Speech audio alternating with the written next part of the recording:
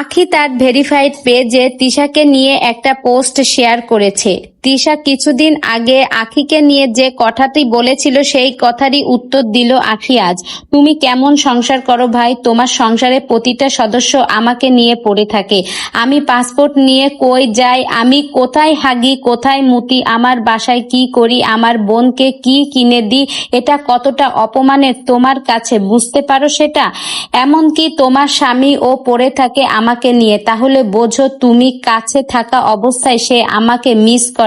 তাহলে রাগ করার ঠেলায় কমেন্ট করে মসজিদে মাইক নিয়ে যাও, চিল্লাই চিল্লাই কও আমি ভালো আছি, আমার স্বামীকে নিয়ে ভালো আছি। তোমার টিম মেম্বাররা আমাকে নিয়ে পড়ে থাকে, আমার স্বামী, তোমার পরিবার, এর থেকে অপমান আমার মনে হয় না তোমার জীবনে কিছু আছে। তুমি কাছে থাকা অবস্থায় তোমার স্বামী অপূর্ণ, তাই সে তার তালাক দেওয়া বউকে নিয়ে পড়ে থাকে।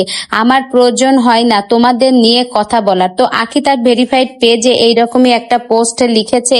তো বন্ধুরা, এই পোস্টটির আখি কাকে উদ্দেশ্য করে বলেছে সেটা আপনারা খুব ভালো করেই বুঝতে পেরেছেন। কাউকে নিয়ে পড়ে থাকার প্রয়োজন হয় না। আখি আয়াসকে নিয়ে খুব ভালোই আছে। আর আখি কিন্তু বিভিন্ন প্রমোশনের কাজে এখন বিভিন্ন সময় দেশের বাইরে যাচ্ছে।